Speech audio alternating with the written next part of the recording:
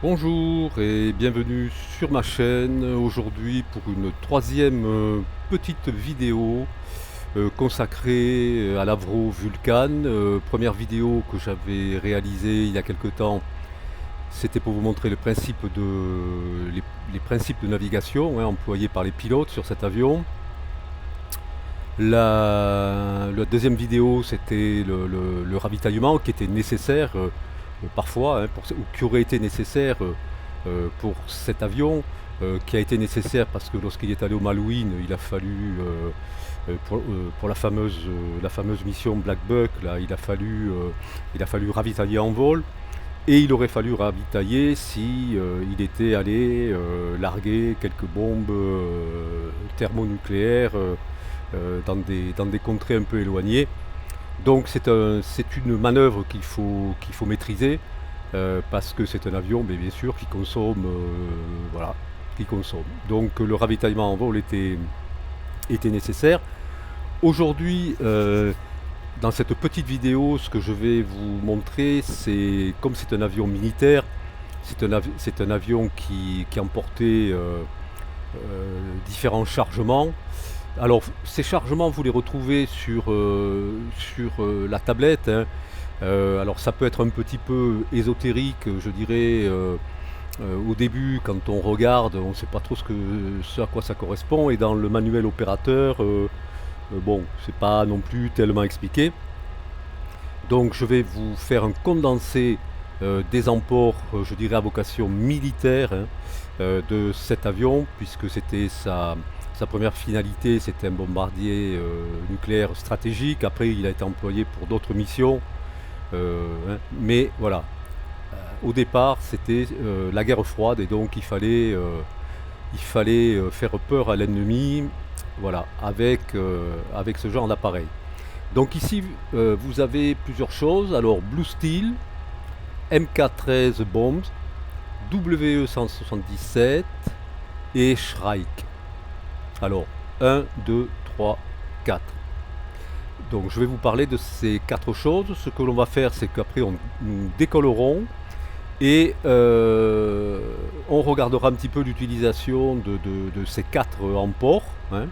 Alors, bien évidemment, lorsque l'avion transportait une bombe nucléaire, il n'avait pas besoin d'emports plus conventionnels, c'est-à-dire bombes bombe MK13, hein, puisque en général, quand on transporte une bombe nucléaire, on ne s'approche pas à la verticale de l'objectif, on l'envoie plusieurs kilomètres avant, ce qui était le cas de la Blue Steel et de la WE-177. Donc on va commencer par la Blue Steel, qui est un missile nucléaire air-sol de longue portée, hein.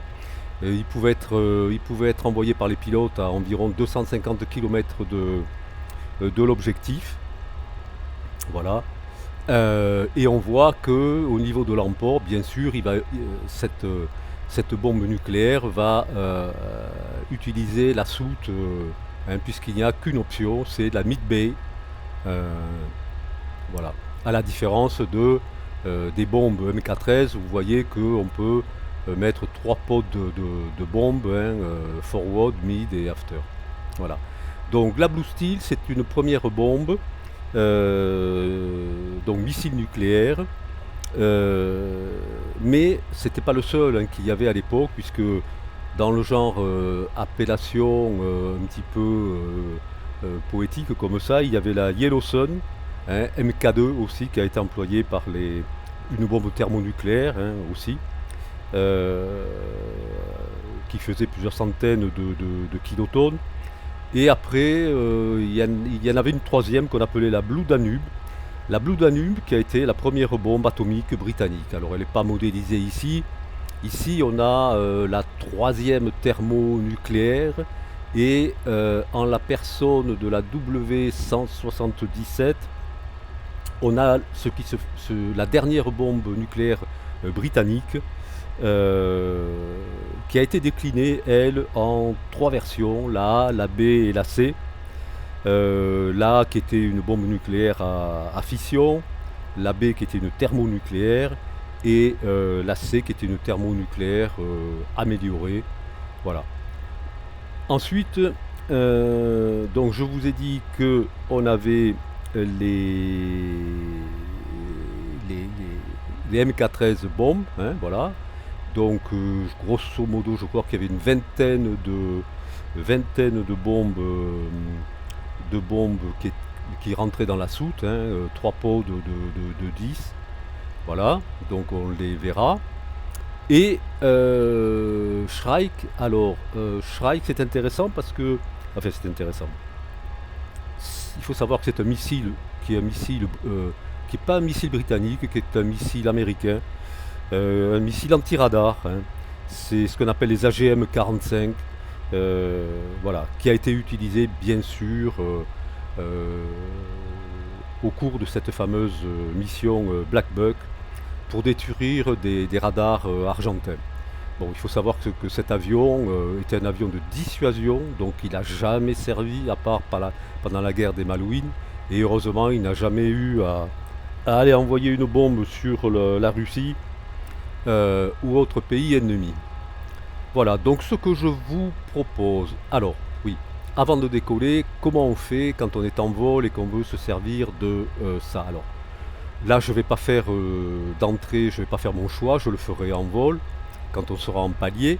Ce qu'il faut savoir, c'est qu'ici, sur la console de gauche, vous avez cette partie qui est consacrée au largage des différents emports. Donc ici, vous avez l'ouverture de la soute. Hein. Ici, vous avez une ouverture qui est protégée, une ouverture de secours. Et ici, vous avez l'ouverture que l'on emploiera qui est protégé, que l'on emploiera pour larguer la bombe ou enfin, les chargements de notre choix. Voilà. Donc ça se passe ici. Alors, ce que je vous propose, c'est de monter, on va décoller, on va monter à 8000 pieds. Et une fois qu'on sera à 8000 pieds, on se mettra en pilotage automatique pour pouvoir regarder un petit peu ces différents chargements. Voilà. C'est parti pour le décollage.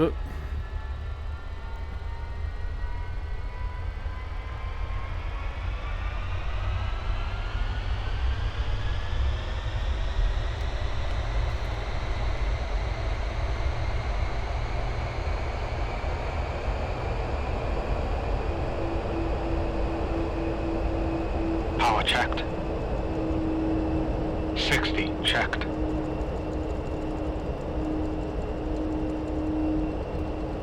One hundred. 110. 120. 130. 140. Decision. Rotate. Rotation.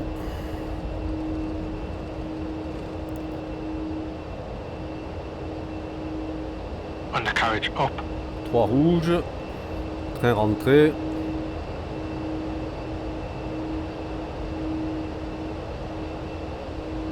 Et les rouges s'éteignent.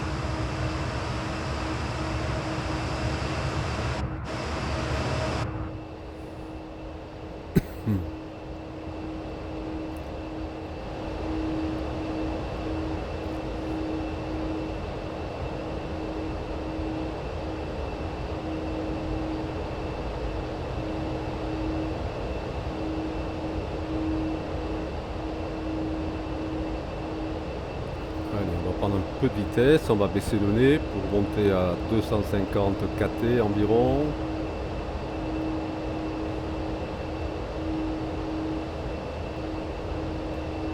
Voilà, on passe en mode cruise ici.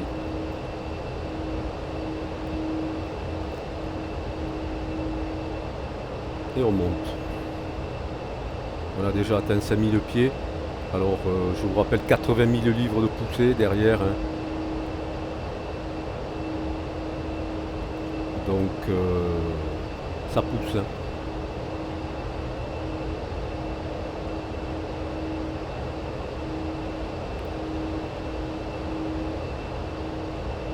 On arrive à 7000 pieds.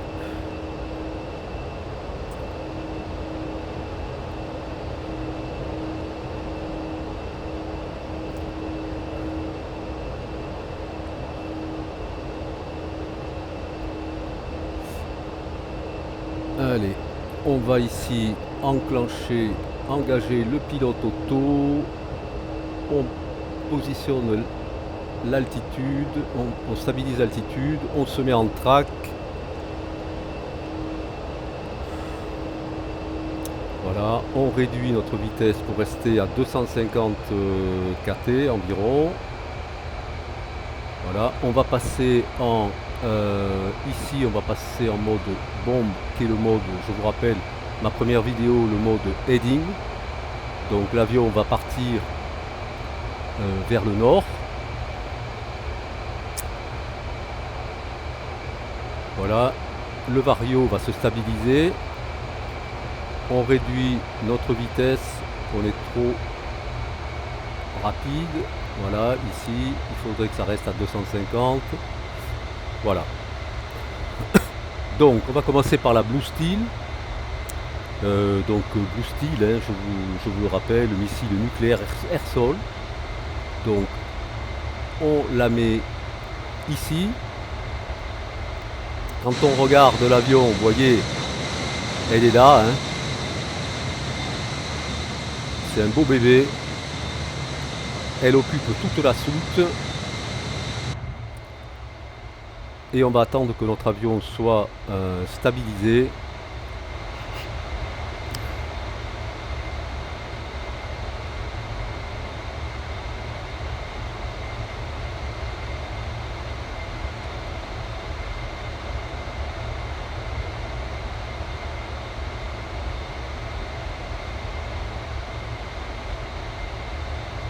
Voilà. Avion stabilisé, 250 kT, on est pas mal. Alors, on va prendre un angle de vue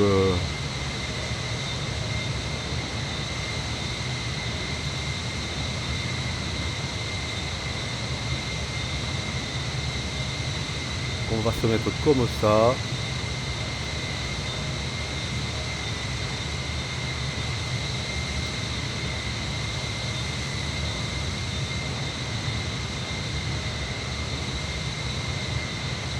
Bon, on va se mettre comme ça. Voilà. Alors, on arrive dans notre zone de largage, hein. Donc, comme je vous l'ai dit, ça se passe ici.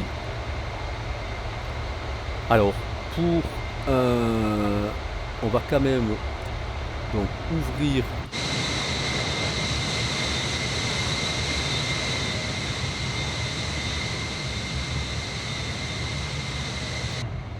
Je ne sais pas si les pilotes devaient ouvrir la trappe, à mon avis.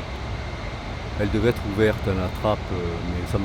Bon, je ne sais pas comment ça fonctionnait à ce niveau, mais bon, on va faire comme si, hein, on ouvre, on met notre rotateur sur Open, on déverrouille ici.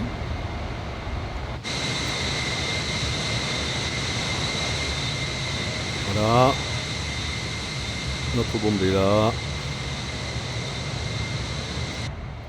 Et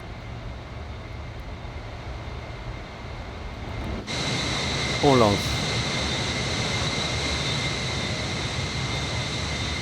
Voilà. Donc ça, on va refermer la soute. On rebloque. On a vu la Blue Steel. Après, il y avait les MK13. Alors non, on va rester sur de l'atomique, hein. On va s'occuper de cette bombe. Alors cette bombe, bien sûr, elle est bien plus petite que la Blue Steel dans ces trois versions. et elle était à l'intérieur de la soute. Donc là, effectivement, impérativement, il faut que notre soute soit fermée. C'est le cas. Alors, ce qu'on va faire, on va quand même ouvrir la soute et je vais vous montrer le bébé à l'intérieur. Vous voyez, le bébé est là. Donc c'est ce qu'il nous faut lancer.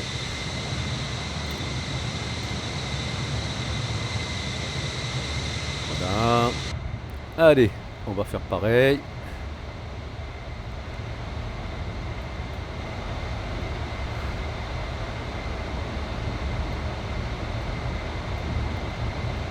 On déverrouille.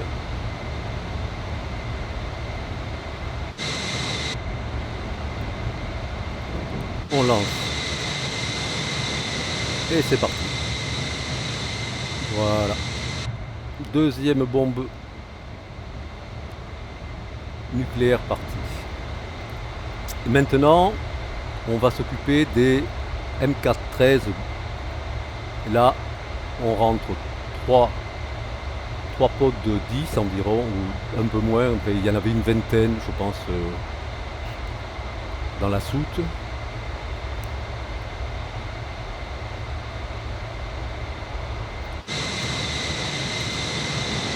Alors, pareil, on va essayer de voir. Voilà. On regarde. Voilà. Elles sont là. Ok. Ok.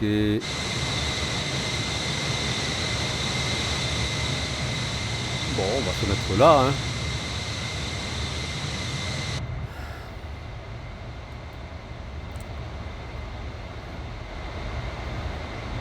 Allez, on est prêt. C'est parti. C'est largué.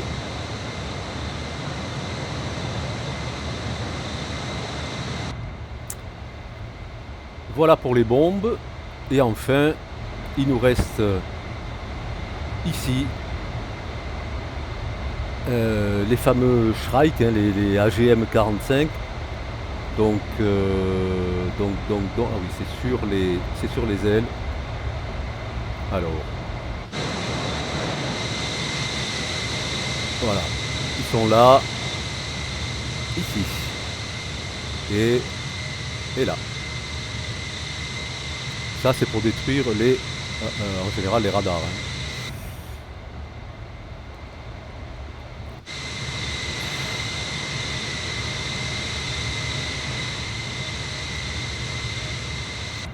Eh bien écoutez, on va effectuer notre dernier largage.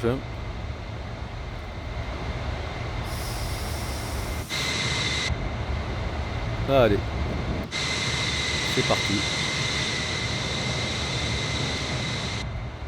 Voilà.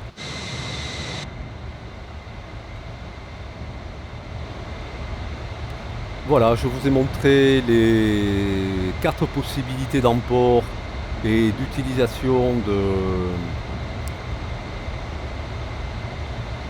de cet avion, hein. Voilà, donc encore une fois, un avion destiné, un avion de la guerre froide, donc plutôt dissuasif, et qui a priori n'a servi à ma connaissance que pour cette fameuse opération Black Buck au Malouine, hein, voilà. Donc on referme la soute, ici, on protège, voilà, et on rentre à la base. Bien, écoutez, je vous remercie d'avoir regardé cette vidéo, le troisième volet consacré au Vulcan. J'espère que ces 3 vidéos vous permettront d'utiliser cet avion qui est vraiment très très agréable à piloter. Il y a pas mal de choses à faire, des vols de nuit, bon, voilà, alors peut-être une autre vidéo. À très bientôt et merci.